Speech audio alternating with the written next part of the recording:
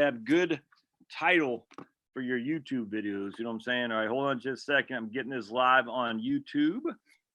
Hold on just a second. I got my other computer up here. Wait, which one? I want this one right here. That way I can see the.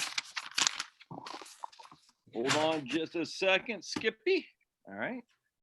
And we're going to go here. All right. Hold on a second. Let's turn that off. We're going to hit edit. Now, hold on a second, Skip. And we're going to hit. All right. And we're going to get this video up here. You still there, Skip? Yep, I'm here. All right, cool. And we're going to go to right there. There, right there, right there. All right. And let me put it up here. All right, good. Looking good. All right, make sure Pablo figures out what he wants to do. All right, that looks good.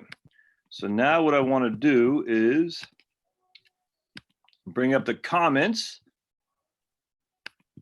right here. All right, we're going to go here. Go there. Hold on just a second, Skipperino. Okay. Close out that guy. And then we're going to go.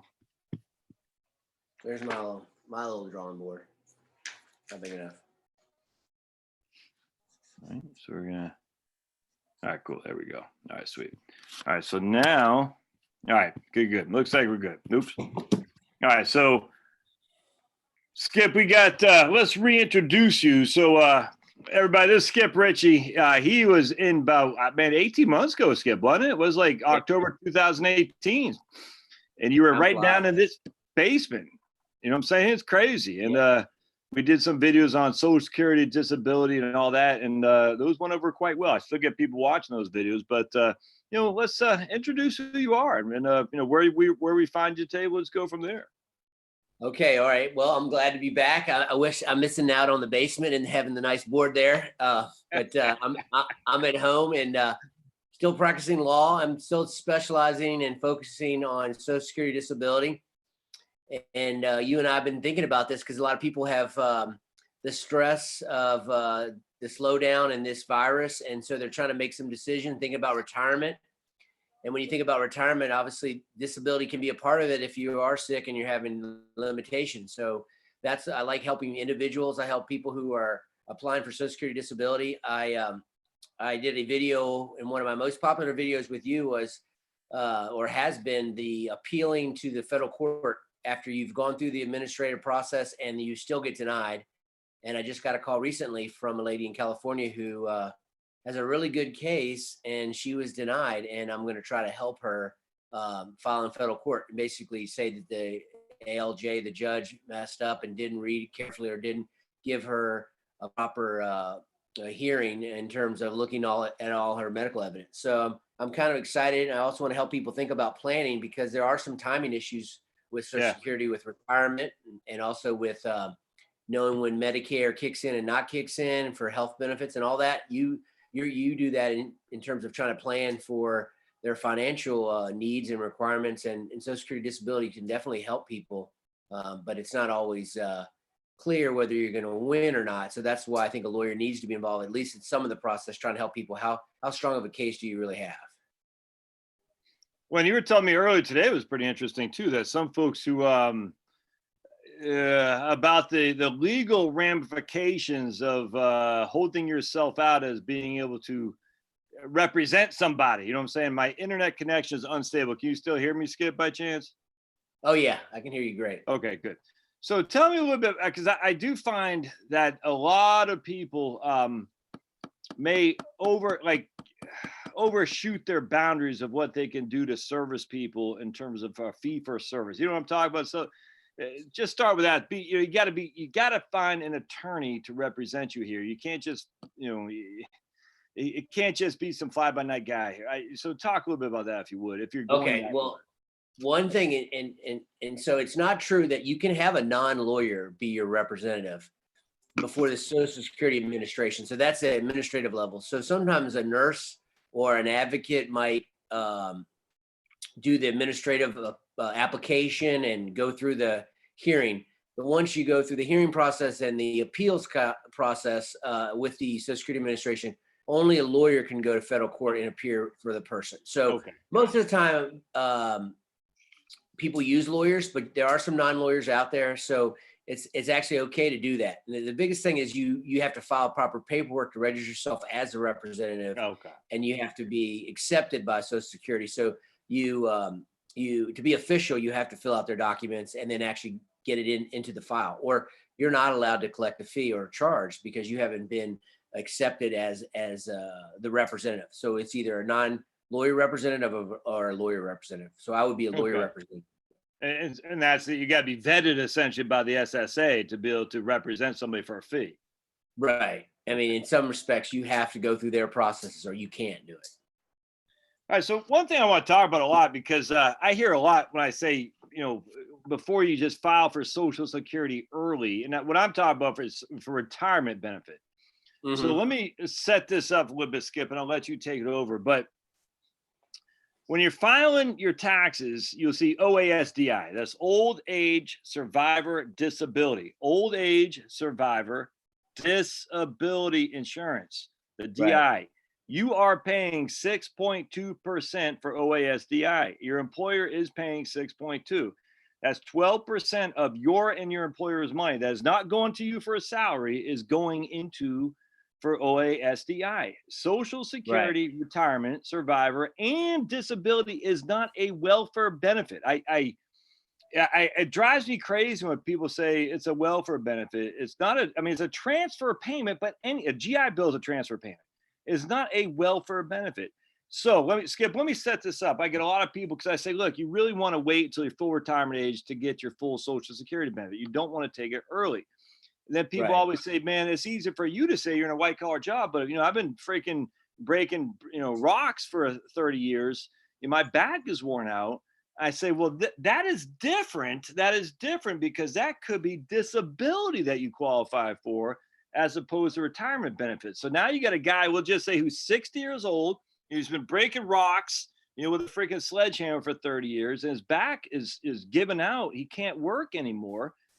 So taking retirement benefits early is not necessarily the way to go. So you want to take that over a little bit, Skip?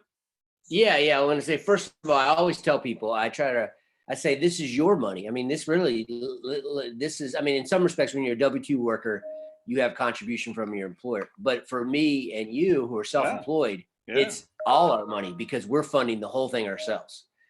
And that's also protects our family too, because you have dependent benefits, you have widow's benefits. So it's a good thing. It's your money. It's to help you, your wife, your spouse, and your children. So, and it's your money. It's not a benefit that comes from the government. You work hard, you put it in at the end of the tax year, and it's your money when you need it. And as long as you qualify for it, they should send it to you. Sadly, the approval rate has been going down for the last several years. And so it's not as easy to get your money back away from Uncle Sam as it used to be. He wants to keep it. That's shocking. But if you're 60 years old and you can't work in the job you're doing, and you're like, I'm going to file for early Social Security, there might be a better way, which is you file for disability because you get your full benefit. So talk on that a little bit. It's not like you're robbing the system, because if you're a laborer and you can't do the job that you've been doing for 30 years, you're not robbing the system to file for disability. You see what I'm saying? Right. So for example, I was writing this down. This is a big scenario. 2000, is that backwards for you or backwards for me? What's that? No, I see it. No, it's good. Not backwards. It's good. Let's just pretend your full benefit, Josh, is 2000. If you take early retirement at 62 and a half, they reduce it by roughly 30%. You're getting 1400. Now, if you apply for disability, I have a little square here, early retirement, but you're actually sick and you can't do your job as say, for example, a plumber. You can't bend over. You can't stay on task for 8 hours straight. You have to take breaks too much, for employment for someone else. So then you can apply for Social Security and have both going on. And then all of a sudden, instead of getting 1400, they're going to take you back up to your 2000, your full benefit rate, which is $600 per month that you're getting back from your family. That's your money that your family needs. Yes. And it's not welfare. It's getting the money you paid in for when you needed it. Yep. So And I think that that's can kick in.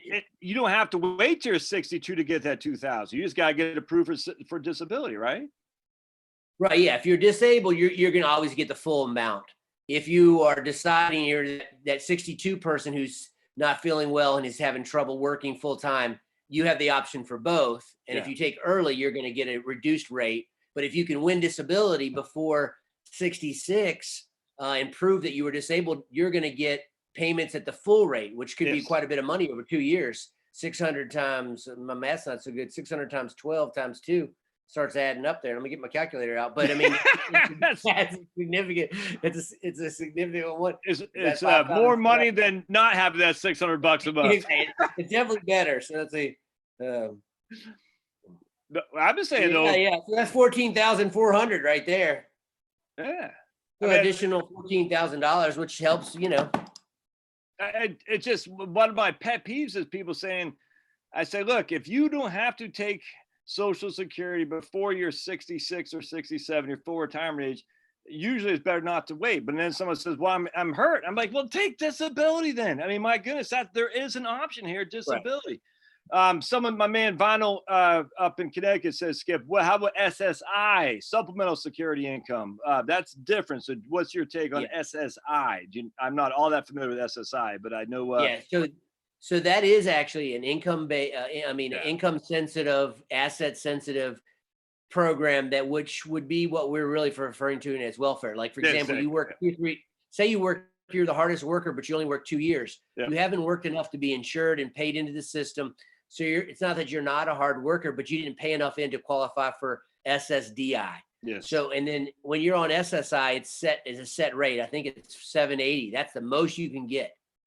So when you pay in, that's why for some people on SSDI, their rate is $1,700. And you talk to a friend and they're on disability, they're getting $1,300. Why the differences? Because you paid in differences and you made different amounts per year. And they look at your highest earning year. So, if you're a plumber making 80,000, you're going to probably get close to 2,000. If you're someone making 30,000, you're not going to get close. You're going to get somewhere between 1,000 and 2,000. I don't know. And there are, by the way, I just checked this out. There are Social Security retirement rates and disability rate calculators where you can actually get some estimates, I think, through the SSA.gov. And I tried to play around with it. I couldn't figure it out, but supposedly it works. So if you can put in your birth date and your age and all that, you can kind of figure out some of that. Just remember, SSI is a welfare payment. That's what it is. SSDI is not. There's a complete difference. I think a lot of people make that mistake. They'll actually use SSI indicate. And I'm not saying this is what my man here is doing, but I get that a lot. My SSI is $2,300 a month. It's not really SSI. Yeah. I mean, I know they're saying Social Security income, but that's actually the term SSI is supplement. Right. It's almost like welfare payment. It's almost like AFDC or something like that. Nothing inherently wrong with it. It's just you don't want to be shit for that. The reason they would say that, Josh, is that you didn't pay enough in to be insured. You probably did pay in, but I think you have to pay 40 quarters. That's right. 20 quarters. Yeah, exactly. Depends on your age. So yeah, sadly, when you're talking SSI, usually you're not talking. If you're really talking technically about the terms, it doesn't really go with retirement. Because retirement you're paying in, disability you're paying in, SSI you're not paying in. Yep. You could have paid into the government some money, but not enough to be in the program. Yeah, that's 100% right. On the all right, so now let's just say I'm 55. You know what I'm saying, Skip? I'm 55. I got coronavirus. It puts me out of work. I got 35 years of employment. I've been working since I've been 20. You know what I'm saying? And I just can't do what I used to do. Literally, it could be. We talk about the plumber. You were talking about the plumber going under the hood of the bathroom and stuff like that. But I just can't do it. Mentally, I don't have it anymore. Physically, I don't have it anymore. I mean, that guy still gets his full retirement age benefit as long as he's approved, if he's can prove disability. So what is the process of proving disability exactly? Okay, so it's changed a little bit over the last couple of years because you can do a lot of stuff online now. So you can apply online. You can appeal online. But basically the key phrase you're thinking about is, say you coronavirus, here's the complication. You're sick, you recover, but your lungs are severely damaged. So now you have like COPD, you have smoker's lungs almost, right? So now you can't be the hardworking plumber, be on the move all the time. So you're like, Right. I got to throw in the towel. So yes, you're 55, you want to apply, because as long as your doctors support the idea that your illnesses are severe and they keep you from being a plumber, or they look at your last 15 years, your relevant work history, your past relevant work, you would get a disability check and say that $2,000 check. So basically you would apply. In 4 or 5 months, they make that initial review. And then there's a 5-month waiting period. So you're going to lose some money. You're not going to get dollar for dollar the day you quit. It actually kicks in with payments 5 months after you stop working from your illness. But say roughly 6 months after you apply, you could have a check for $2,000, Okay. which could be a big help to you. No Medicare comes with that. That comes at 30 months.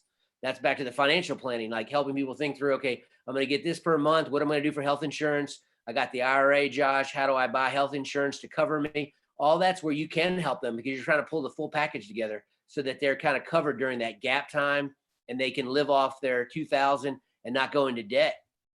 So that's really where you get them to apply. You get that $2,000 check, and that's basically a bedrock to the rest of their financial plan, because they can count on that money. Unless they get better, then obviously there's a chance they could get kicked off the program if they start working again to the level that they're working full time almost, or they've healed and their doctor says, yeah, you had this kind of lung impairment, now you don't have any. So then they could see the records and say, well, you don't have that same severe illness anymore. You're not entitled to disability. And how long is it? You said it's going to be like a 6-month time period before, if you all goes fine, before the first check comes in, since you apply. Is that what you said, about 6 months? Yeah. Okay. I mean, generally, if you have leukemia and you're about to die, they'll rush it under certain circumstances. So maybe 3 months, maybe 2 months. But the best I've ever really seen in the traditional sense, where you get all your records filed, get your, you have some special reports that should be filled out by your doctors that really answer the question that Social Security is looking for. By the time you get that, mail that in, they review it. It's before you get a first check, it's always going to be around 6 months. Okay. Usually, or more. I mean, even more time than that. I'm saying that's conservatively, that's a good number. But they'll pay back for the 6 months that you were waiting. Is that right? No, if you won really quickly, you lose the first 5 months. So you would get your first check on the 6 months. You wouldn't have any back benefits. If you quit 6 months, it's no back pay. You said no. Yeah, there's always back pay. But say we quit with coronavirus, we stopped working March 1. We went ahead and applied because we have lung damage, and we're not going to get better in 12 months. We'd get a check 6 months from now. But on February 29th, which is leap year this year, you were working full time. You can't get back benefits when you're working full time. It's the guys that wait around for 2 years and think they're going back to work, and then they apply. You can go back and get a year's worth of benefits, but you didn't work that year back. You'll never get money going back into a period you were working full time, because it's all based on the fact that you're not working, that you're getting disability. Okay. I mean, it could be a little bit of work. Don't get me wrong. You could be working part-time and a couple hours here and there and get those disability benefits going back. But if you're working full-time on February 29th, you get coronavirus and you are hoping, and your lungs don't come back, and you're never going to be a plumber again, and you're 55 years old, it would be a good day to get a check, your first check for $2,000, 6 months from March 1, whatever that would be, 3 plus, that would be September 1. Yeah. And then but you're gonna have to have 6 months of cash to cover you while you're waiting, though. Oh yeah, for sure. And that's when short-term disability or long-term disability can come in and help. Like through Hartford or Prudential, MetLife. So the short-term disability usually covers 90 days, right? That's how it usually works. Okay. Right. And so basically you got short-term disability, and do they, I mean, I don't know how, I'm not experienced when do they pay that typically? I mean, because you need that 3 months. I mean, most people don't have 6 months. Go ahead. So let's think about the 55-year-old plumber. He's got short-term disability. He'll get 90 days, and it'll be some formula that he would have bought when he got the contract. 60% of his average earnings or something. Right. Exactly. So he was making $4,000 a month. He's going to get 60% of $4,000, and that's what they're going to pay him for 90 days. But they're going to take some time to approve that too. They're not just going to Yeah, start stroking checks. You know what I'm saying? but that goes a lot faster than Social Security disability. Okay. I would say as long as the doctor does that attending physician's report on March 2nd Okay. saying Okay. he's severely injured and he's not coming to work anytime soon, they'll run it through pretty quickly. Okay. Yeah. And they're only on the hook for 3 months or anything anyway. So Yeah, they, you yeah. know what I'm saying? And they don't, if they get a good doctor's report, they'll pay it and they won't mess around. Yeah. Okay. Gotcha. And then long-term disability is if you can't do your own occupation. Now, let me ask you a question, Skip. Does long-term disability discount your ability to get Social Security disability? You see what I'm saying? Yeah, they go together, but first things Okay. are first. So you get your short-term disability, then you run the 90 days, then you apply for your long-term disability. It could be a different company. Sometimes Yeah. one big business will sell two different companies. Then you get that long-term disability and they owe you a check usually for 24 months and your own occupation. Can't be a plumber. Then some policies change the definition to any occupation. Really good long-term disability plans, like I used to have Northwestern, it kept the definition as if I can't be a lawyer after 24 months, I still get my check. It's not any occupation, but that's a high priced quality long-term Yes, disability. exactly. So, Right. yeah. So then once you win Social Security, yes, there's language usually in the long-term disability policy that says we get to offset or reduce our payments. You have to read the language of the policy. Maybe not. Sometimes they do, but generally they're trying to back out of gotcha. Social Security gets. And sometimes the long-term disability, this is the game I don't like. Your long-term disability carrier will suggest a lawyer to you. And they're like, wow, a free lawyer. Well, I don't know how it all works. I don't do these kind of cases, but the long-term disability carrier insurance company will encourage you to get a Social Security lawyer because that cuts off their future payments versus staying on long-term disability and keep paying and having long-term disability pay the full amount. So yeah. So they have every incentive to get you off the insurance dime that you already paid for yourself. Right. And then the sad thing is usually they have a lot of incentive to win, but if I don't know how they get paid, or sometimes I'm not sure exactly how it works, but if they lose your Social Security case, then your long-term disability definition could change on you. And then all of a sudden you have nothing in two buckets. Both buckets are empty. Long-term disability ends at 24 months. Your lawyer didn't do a great job. They got some kind of high volume payment from the long-term disability company to help with disability. You're not supposed to get paid except for through Social Security Administration's approval process. So I don't know how that works, but then you lose disability, you lose your hearing and disability, and they don't appeal it. And I can help those people that they drop you like a hot potato. They do what they were required to do, go to that first level. And then they're like, wait a second, I'm disabled. Well, I can actually pick up the ball. That's the sweet spot. I wanted to bring my tennis racket here. What's that? Hold on. All right. Oh man, that pisses me off.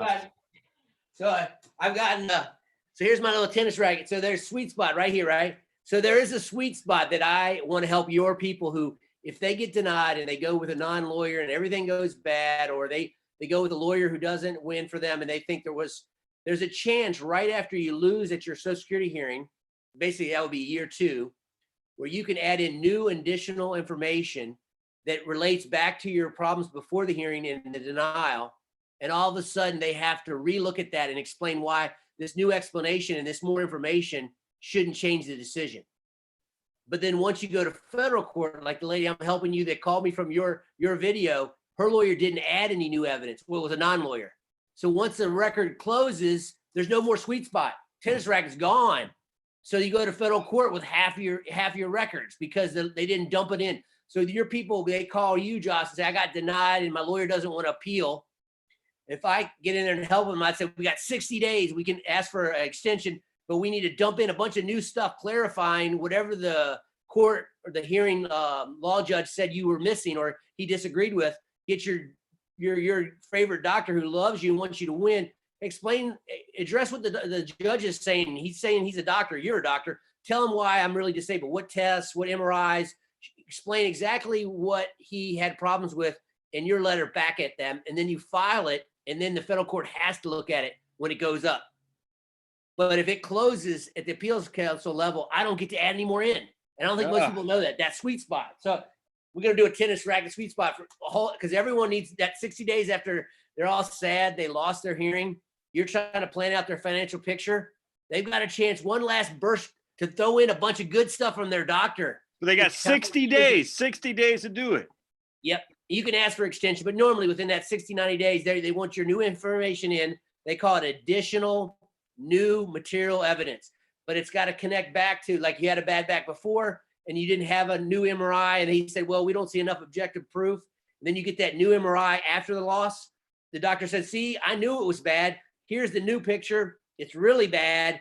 And all of a sudden that judge, I've got him because he didn't review it. And now I can go to the federal judge and say, look, it needs to be redone because the judge who said no didn't look at it.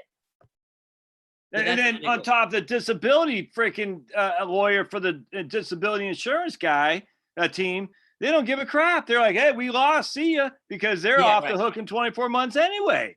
And so the disability insurance attorney is like, I don't give a crap. We're done here. I did what I had to do. My freaking $500 an hour for this guy who's disabled. But then 24 months goes by, the insurance company paid you out, but now you don't get disability from SSDI. So you're screwed. Right.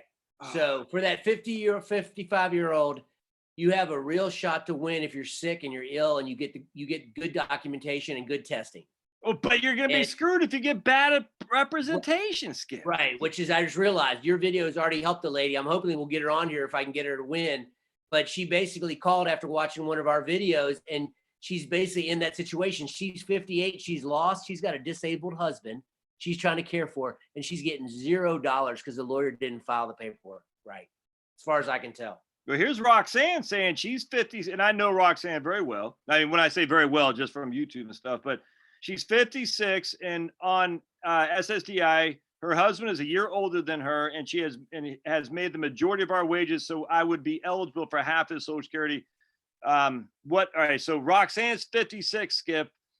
She's on SSDI. The husband's made the money for the household. At what age would she be eligible for his, I think she's talking spousal benefit, but I don't think she would be eligible. I mean, spousal benefit. No, she can go off her husband's record. It's basically saying if your husband made more and you're married, or you've been married for 10 years and you're widowed in a certain age, you can go after the higher or the better record. Now that's something I can't answer for sure, but she's on the right track. She can actually switch over and go under his record and get the higher payments. But I don't know, it might kick in at retirement. Yeah, I'm not sure when she gets to do that.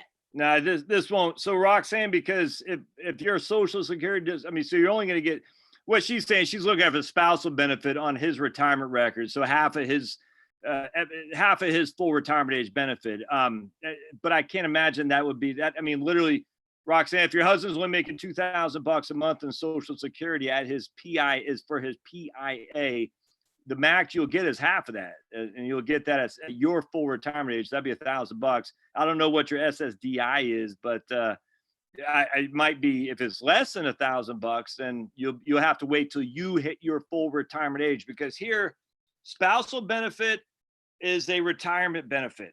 SSDI is disability benefit. And then what Skip was talking about, which is survivor benefit, your husband dies. There's 3 completely different, unique benefits there. Right. SSDI is what you're on now. Spousal benefit is a retirement benefit. And then survivor benefits. So remember, OASDI, it took me forever to understand this. Old age, survivor, old age is literally just retirement benefit. Survivor, your husband dies, and disability insurance and disability insurance. So 3 unique benefits there, if that makes sense. So you just have to wait for your full retirement age. If you're 56 now, that's certainly, I think, going to be 67 before you get half of his benefit for sure. Skip, real quick. Someone else says, my man Vinyl, if you are approved for a Social Security disability, what age do you cut over to regular Social Security? Just be your full retirement age, right? I mean, whatever you were, that's when it converts from disability. Exactly. And I think it's 66 right now, right? And 67 for some people. If you're born after 1960, it's 67. If you're born before 1960, it's 66 and potentially some months. So it's like if you're born in 1959, it's 66 and 10 months. If you're born in it's freaking stupid. But based, I'm just using 67 for most people now, because more and more people are getting to that point where they're born after 1959, if that makes sense. All right, so with just out of curiosity, what if both husband, have you ever had a case where both husband and wife are on disability? Does that throw any wrenches in the, what is it? Throw any sand to the, what is that saying? Throw any monkey wrench in there or what? You know what I'm Yeah, saying? no, I've never, I'm sure I have, but I've never represented both of them. And I Okay. don't actually, my goal, like as a lawyer, is get the money coming into the checking account. And then after that, I kind of don't know what happens. That's kind of the financial planning side because my goal is just prove that they're really sick and they Yeah. can't do their job. And I kind of stop at that point. But some of these planning, and I'll do dependent benefits because the children are entitled to money because the parent is disabled. But other than that, once those checks start flowing, then I pretty much drop the helping and withdraw from the case. So like in terms of, if something happens later, I don't really know about it. But yeah, no, I don't think there's anything, but that'd be something that someone to look up. We can Google that for the next one. When I don't think there's any enhanced benefits when both people are disabled. Or I was even thinking actually the other way, like the judge won't say, oh, Roxanne, you're on Social Security disability. Now your husband wants to get on Social Security disability. No, we don't, there wouldn't be any. No. Okay. The only time, like your first caller was asking about SSI, there's a lot of that with SSI, supplemental Social Security income, because they're looking at how much money's coming into the household. But for DI, you can have Bill Gates and Bill Gates' wife both disabled. No one's messing with the benefits because you paid in. It's your We didn't have money. Pablo last time you were here, Skip. That's Pablo the dog. How you doing, Pablo? Yeah. If you were here, yeah, huh? He likes to be a part of the video. I can tell. He's my financial planning assistant. He just whispers in my ear. I've actually had some people get like literally like visceral angry at me because I bring Pablo on the video. I'm like, dude, there's some weird people out there, man. It's like, how can this guy right here make anyone angry? He does nothing but melt. Look at that guy. I know. Melts hearts. All right, Skip, we got my man Gary, who says, if a 70-year-old is on, he's saying SSI. See, this is the drawback because, and remember, folks, SSI is not Social Security. And I know, I have a sneaky suspicion Gary means Social Security. SSI means supplemental security income. That's a welfare benefit. And I don't think Gary is on that because I know him. But just it's one of those things with terminology. It's like contributions to a Roth versus conversions to a Roth. If you use the wrong terminology, it can really screw things up royally. Hey, Skip, let me ask you a question. So obviously this is your area of legal practice. Would you say that's correct? The bulk of your work is doing disability claims. And then, someone got hurt, like we talked about, a tractor trailer, ran someone over on 81 because one of the tires went out or something like that. I mean, that's what your line of work is. It's not real estate, corporate law, or anything like that. It is this right here. Right. That's what I specialize, focus in on. So in workers' comp, I do some workers' comp, and all this goes together. When someone's severely injured, you could have a short-term, long-term workers' comp and auto insurance all involved with one case. Have you ever had to file, or do you do that with an insurance company who's trying to renege on the benefits for long-term care disability, long-term disability? I mean, what's your thoughts on insurance companies? Look, I don't trust insurance companies as far as I can kick them, to be honest with you. But what's your thought on insurance companies saying, "Oh, we don't think you're injured, so we're not going to, give you the benefit"? Have you ever taken that? Have you ever had to take a claim for that or anything? Yeah. So, like for example, typically someone's working for some employer. They have short-term, long-term disability. I've got one right now with a major retailer that I don't like so much, and they have short-term, they got denied. They got long-term, they got denied. And all their doctors are saying that this person is really bad. And so it's common to get denied. You need representation. Sometimes you can do it yourself with good medical records, write a nice letter. But typically long-term disability, and as a general rule, we did that video. After 24 months, most people get denied because the definition changed. And even if the definition doesn't change, they start to argue things like, well, you're better and the records aren't clear. And they'll just, they're trying to make you give up. And actually you have a great claim, and sometimes if you just read the decision and give up, you just gave away a lot of money. And that's not true with Social Security disability. Once you're on, you stay on, and they do audit your file to see if your health improves, but they usually don't kick you off. But they have on occasion, some of my clients, they're doing it more for sure. But in terms of a legitimately sick person, I've done a couple LTD claims with big, huge carriers, and we won. Once we finally wrote out the brief and got the medical evidence, they gave in. And one of them was with a FedEx employee who I forget the insurance company was, but they absolutely won, and they denied it. And in the end, we helped the person get, quite a bit of money. And the person was really sick, and they wouldn't pay the long-term disability. So it's when pretty you common, you know. You've got to see some pretty piss poor legal representation when it comes to disability in your career. I mean, Skip, you and I are, pretty close to the same age. We're not spring chickens. So Right. I've seen some crappy financial planning. I've seen some good financial planning, but it's got to break your heart. Some of these cases that you could have won, but they just had bad counsel. I imagine, right? You know what I'm saying? That's got it. And obviously you're a man of the big guy upstairs, as am I.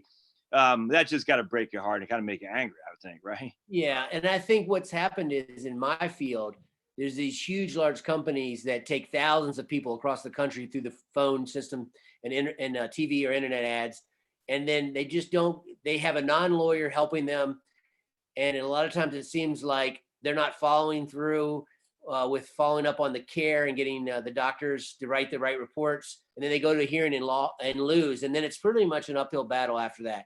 Other than the sweet spot, you got one last chance to fix it, but it's too late. The person's never had a lawyer, never been disabled, never went through Social Security, and they don't know what they're getting. And then sometimes these big, huge companies with thousands of people, and they probably make a lot of money as a company, but in terms of individual care, I've gotten a lot of those files, and I'm like, wow, did they get that report from the doctor? No. Did they file that? No. Like a lot of times there's some things where we all make mistakes, but in terms of just overall, it seems like some of the bigger companies don't take the time to chase down the doctor.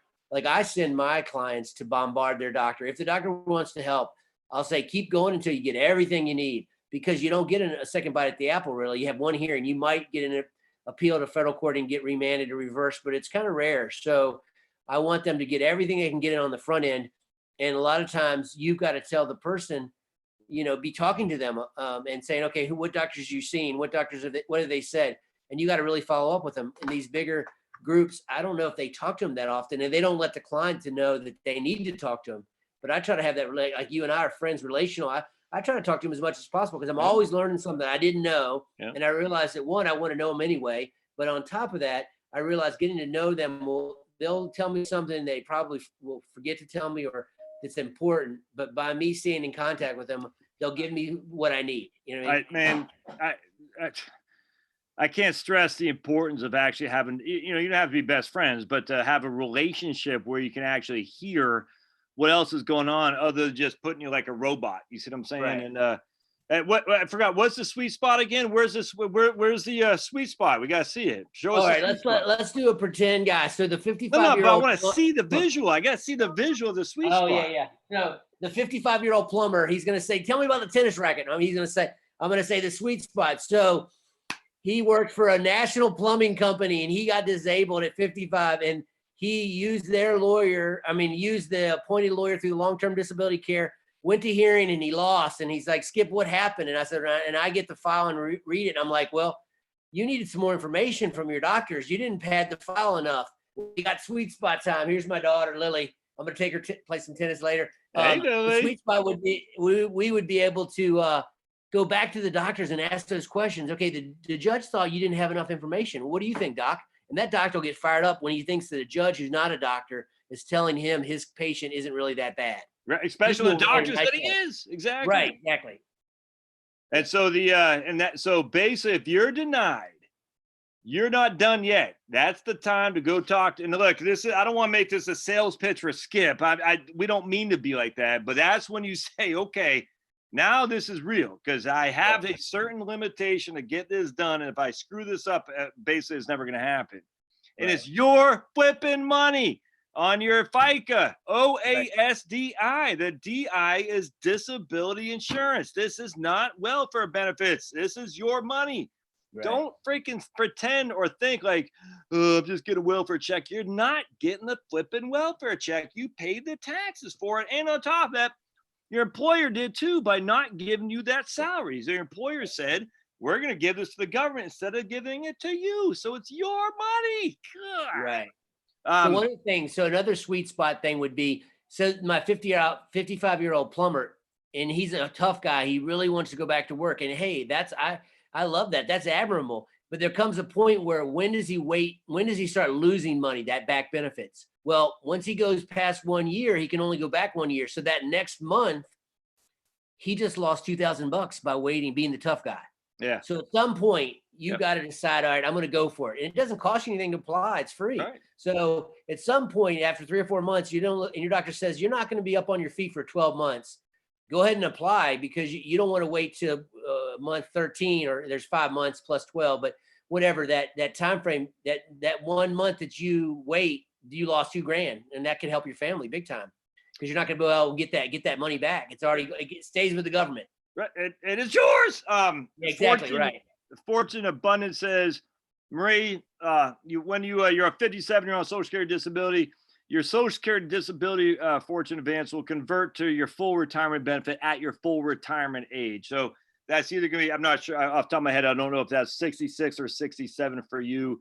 I assume it's, I'm not sure what year you're born. If you're born after 1959, it's 67. If you're born before 1959, it's before 1960, 66 in some months.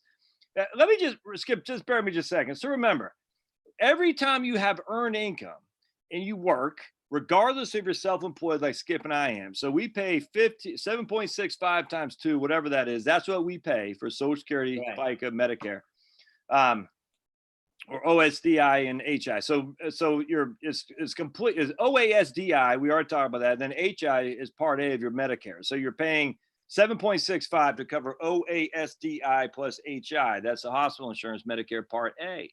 Right. So I'm paying on both sides of that. Skip is paying on both sides of that. So if you're 35 years old and you have 15 years, you will inherently have 40 quarters, which means you qualify, because you have to have this roughly $1,500 of earned income is 1 quarter, and you need 40 quarters of that. So if you work 10 years, you're going to have, it's really this simple. If you work 10 years, you're going to have 40 quarters to have full benefits. Right. Which means you're going to get a check that's based on what your PIA is. You can hear Pablo barking like a madman up there, which won't be much maybe, but it depends on your earning stream. And that's what Skip was talking about at the beginning of this episode. It depends on what you paid into the system. And so if your earning stream is low, your Social Security disability will be low inherently, because your Social Security retirement benefit was low. What's up, Pumpkin? She just used the sweet spot to hit the ball in the neighbor's yard. Yeah. Now, are you in Missouri? Yeah, we're in St. Louis. Hey, girl. What's going on with the mission? How did Zimbabwe go, by the way, Skip? I mean, it was a great trip. And so, I'm gonna give you the highlights in 10 seconds or less. Pastor who went with me to teach got robbed at the Johannesburg airport, all of his cash, but he did make his flight. He's 68 and he wasn't in great health, but he taught 2 days straight. We had 50 some pastors and leaders show up. We had meals. We had music. Oh, whatever, 10 seconds. And then we got home safely. And neither one of us were sick. So it was great.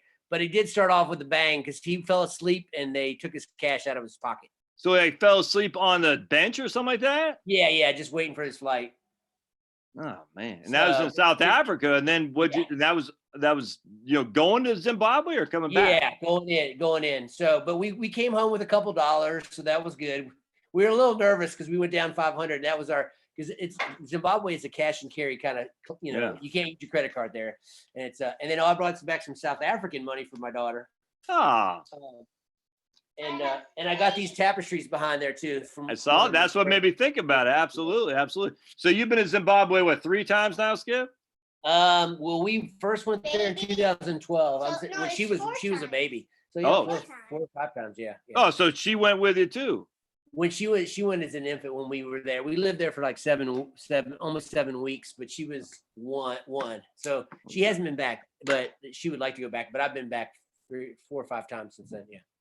Well, we meant to get you on to talk about the mission trip you were working. I was the beginning of this year was insane busy for me, and we haven't talked for like a month, and it's just one of those things that it's hard to. Well, we can do it now. We got some more home time. We can do it. I got a nice little video I did. There's 11 children there. 5 of them have been placed since I was there last in a home. to be adopted or foster care. So that's our main goal. We dropped off items and got some training with their staff and got to spend some time with them. So I have a little video we can upload it. Yeah. It's on my YouTube channel, but it's just like a slideshow thing of the children, but they're doing good. They're healthy. This will be a challenge though, because you know, they're at homebound too. I don't know. The economy's already strained. So I don't know exactly how they're going to manage.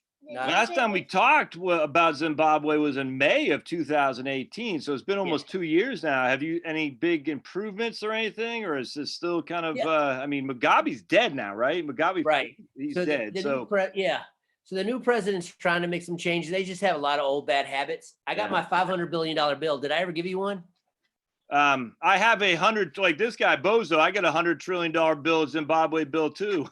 Oh yeah. I was wondering, I lost some of mine, you know, because we had the house fire. We lost a lot of nice special memories, but I found an old one in the this is 50 billion. Yeah, man. Right on. Yeah. So I told you the story. My son was there with us when she was 1. My oldest son was 10. And he goes, Dad, look, he rolling down the street. It was blowing down the street. He goes, Dad, $200 million blowing down the street. So yeah, they're doing a lot better. They're definitely doing a lot better, but they definitely have infrastructure issues. We lost power during the middle of our training, so they're still doing power rationing, which I don't understand. But other than that, people were happy and a lot of joyful people. And you know, the food, there was plenty of food in the stores. During times in Zimbabwe's history, they'd be out of everything. Kind of like we're out of toilet paper. You go into a store, you wouldn't find anything. Well, I remember what's the name of the group that you're I mean, you have what's the, I don't even know. Nonprofit? Org. It's OARRS. Let's see if I can do it. So but I do, because I post things and I update. 2 hours? Yeah, 2 hours, because that's this one. So you can hold it up. You point to it, right? You highlight it. Can you see it? Yep. OARRS.org. Yeah, right on. Right. It's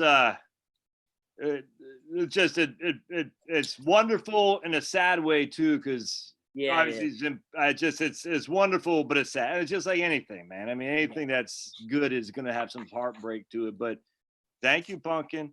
Yeah. You know, Skip's and his wife Kay. We knew them folks back when we lived in Dayton, Virginia, and Skip lived in Bridgewater, Virginia.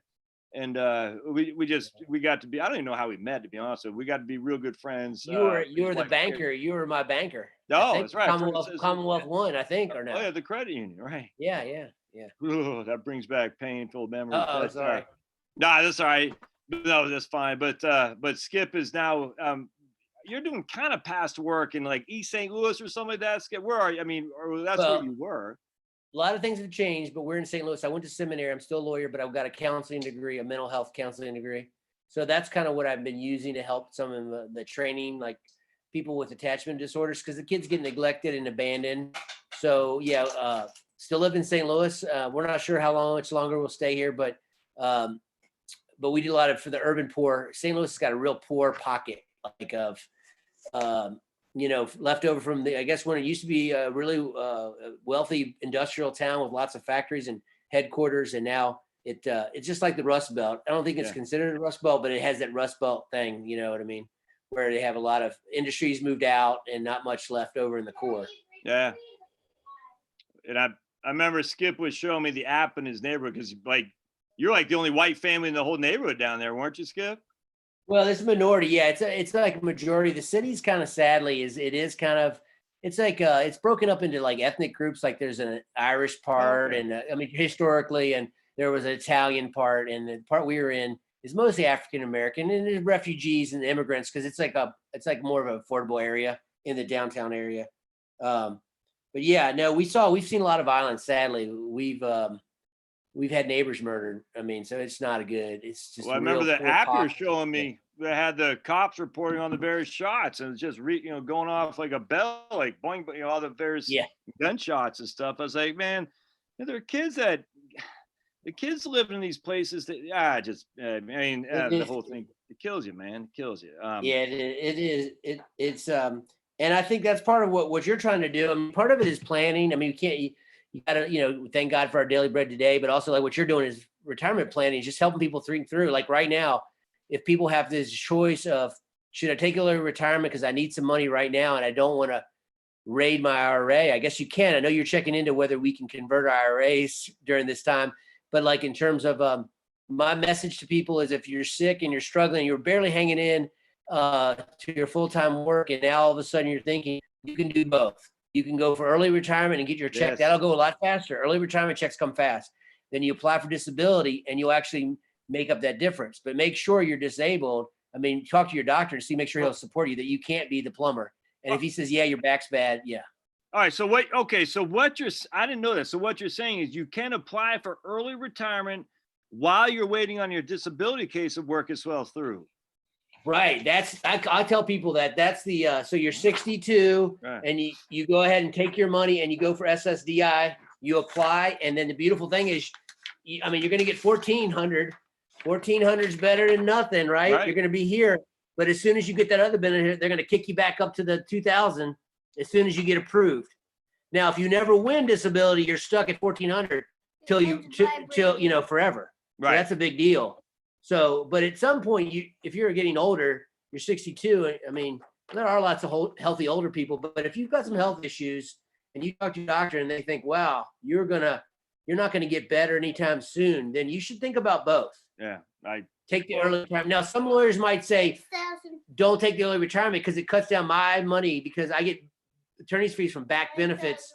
So if you're owed 2 years at 2,000 and you never got these checks, then I'm going to get 25% of a lot more money than I only get the money that I win, 25% of this 600. Okay. So sometimes they say, go for disability, forget early retirement. But if you really need the money, you paid in, like you said, it's not welfare. And if you need the money, it's there for you.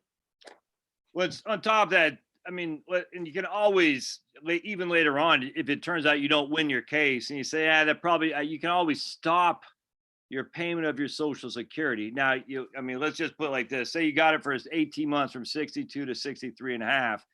All right. So inherently you're going to lose 18 months of the, you'll have your benefit reduced by those 18 months. There's no getting around that. Right. But you can stop it then, folks. You can stop it and say, I don't want it anymore. So stop it. And that will stop the reduction in benefits that you've already taken. I hope that makes sense. So you're not on the hook forever, but why not do that? I mean, if you're struggling, if you're struggling and you're feeling a bad, Skip, my concern is where we're going with this economy. I think a lot of men in particular are going to be a very dark place. And I don't think that's getting a lot of, I think it's gonna be bad. And I just, don't put yourself in a dark place. If that's you out there, if you're hurting and your body is aching for whatever you're doing, man, and you're losing your job or something like that, and you paid in, for a number of years, you qualify for a friggin' benefit. You do. And if sometimes you got to take an early Social Security while you're waiting for the disability to kick in, even if the disability is declined, and you say, yeah, maybe that wasn't the best idea, you can stop that payment forward. Now, again, you won't be able to pay back the 18 months that you took, but you can do that. Just don't be stupid here, if that makes sense. So I hope people hang in there because there's a lot of this. Yeah, go ahead. Josh, do you know what the SGA amount is? So these folks who want to work, once you get disability, substantial gainful activity, they can start to work, but there's a limit. I thought it was 1,200. It used to be, like 5 years ago, it was 1,000, then it was 1,100, 1,140. Every year, there's a number. If we could Google that right now, SGA, it'll give the current 2020. That's the number. And as long as they're not anywhere near that, they can do a little work and kind of get back on their feet again, and then maybe stop payments. You know what I mean? It doesn't have to be cold turkey. You know what I'm saying? Oops. SGA 2020. Okay. I'm getting some XGA max earnings. There you go. 2020. Yeah. Let's do. Is this for me? Yeah. This for me? You like it? Yeah, I'm not. It says substantial gainful amount for blind is one number. Hold on. 1,260. There you go. 1,260. So you could work and get 1,260 a month waiting tables or something like that. You know what I'm saying? Or whatever. You know what I'm saying? Or digging ditches. Anything. You know what I'm saying? You could do anything, or it has to be. Yeah, anything you wanted to. I mean, I think basically where I would recommend them to do is stay within their field. So say they Okay. could say, okay, let me minimize this. That we can use you for 1 day a week, Okay. plumbing for 4 hours. I would say you're not in trouble because if you're not making $12.60 for the month, and you're getting back into the work field again. Now, eventually, if you start making full-time wages, they're going to cut you Right. off, or you need to just be honest and stop. Say, okay, I'm working 32 hours. I made good money. I'm going to go ahead and stop my payments. Well, that's And because by then you're making more than the Social Security was paying anyway. So you know what I'm Right. saying? And that's what I think it's good about you, Josh. One of the things I've learned, and I'm not always good at all this, and I'm not perfect for sure, is debt is a bad thing. So you're trying to make choices right now. You're asking God for wisdom to say, okay, what do I do today that doesn't take me into debt?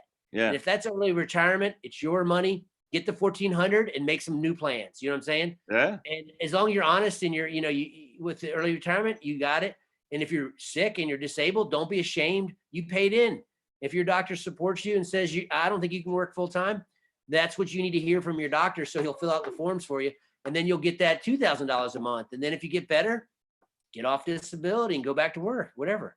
That's good stuff, Skip. Let's I know your daughter wants to get some tennis, and I want to go take my boy out. But you want to end with a quick prayer there, big man? You okay with that? Yeah, for sure. Yeah, my biggest prayer right now, and Josh, what you're helping people is asking God wisdom, because there's a lot of things are upside down right now, right? Oh man. So God's got all the wisdom, and that we can count on him, we can trust him, and he will provide, and he will give us wisdom. The book of James, the orphan book, James 1:27 about orphans. Right before that, it says, if we ask for God's wisdom, he gives it to us liberally or generously. So that's going to be my prayer. Dear God, we do thank you for the way you love us. You care for us. You died for us. We know you love us because you sacrificed everything for us so that we could be free of our sin and forgiven forever. Lord Jesus, we thank you for the blood that you shed for us. And we ask for wisdom during this time, Yeah. Lord. We're parents, fathers, husbands. Lord, work is a good thing, and we need to work. But at times we get sick and we need help, and we've paid into this program. So we just ask for wisdom for Josh as he helps people with financial planning, and for all of us as we figure out new ways to work, being at home, and all the different changes in the law and social distancing. Lord, we need you. And most of all, Lord, we want the truth to prevail, Lord. We want people to be healed and better and cared for, but also too, Lord, we don't want and we just pray that there wouldn't be any games played, Lord, that we would be able to work, and that you would make it clear to everyone that it's safe to work, and that we would just move forward and get back to caring for others and working hard. And Lord, we need that mercy, because right now a lot of people are home, and some people don't have work, and some people are sick without a lot of money. So we need your mercy in Jesus' name. Amen. Amen. Right on, brother. I appreciate that, Skip. That's good stuff, brother. All right. Go play some tennis. Thanks, you pumpkin pie. What's that shirt? right. What's that? Is that you got a smiley face on your t-shirt there? What does it say? No, It says glow. Oh, you're glowing. It's Sky Zone, yeah. Sky Zone. no, it's. Thanks, Skip. Oh, flying spot. Okay, yeah. Good talking to you. Keep in touch, man. We'll All right. call All me right. later on tomorrow or something. All right. All right, we'll see you, man. Thanks for being here, guys. See you.